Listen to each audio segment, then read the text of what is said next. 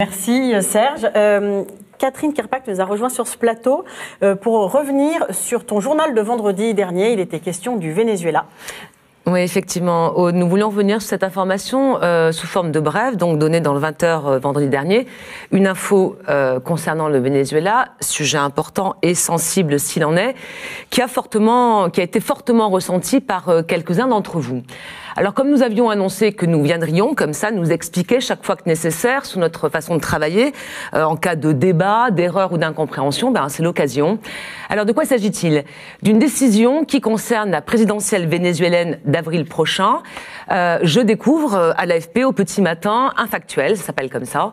La Cour suprême de justice du Venezuela autorise le Conseil national électoral à repousser, je dis bien repousser, de 6 mois l'inscription des partis d'opposition, dont ceux composant la principale union d'opposition qui s'appelle donc le MUD. Le scrutin ayant lieu d'ici fin avril, l'inscription se ferait donc après le scrutin. Alors oui, si c'est cela, oui, cette décision est une info, une vraie, un fait, et qui existe et qui est très lourde de conséquences, et quels que soient les points de vue. Mais c'est le premier acte. Le problème, c'est qu'il y en a un second, et le deuxième acte vient contredire complètement le premier. Il s'agit d'un rectificatif de l'AFP qui n'intervient malheureusement qu'après le 20h. L'AFP, 12 heures donc après son premier papier, donne une nouvelle traduction. Je la cite, « La Cour suprême n'autorise plus le Conseil à repousser de 6 mois l'inscription des partis, mais à prolonger de 6 mois la période de réinscription des partis. » Avec cette traduction, eh bien, on est tout à fait dans autre chose. On est dans un système électoral propre à ce pays. Cela répond juste à la loi électorale de ce pays. Repousser n'est absolument pas prolongé. Il n'y a plus la dimension ubuesque ou antidémocratique de la première version.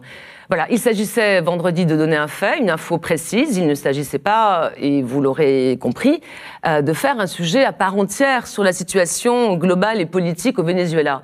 Ce que, bien évidemment, le média va faire.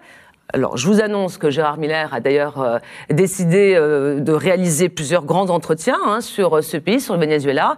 Et là, ce sera effectivement l'occasion d'analyser, de développer à la fois l'histoire, la situation politique et la situation actuelle économique aussi de ce pays qui mérite bien évidemment qu'on en parle au-delà d'une simple brève.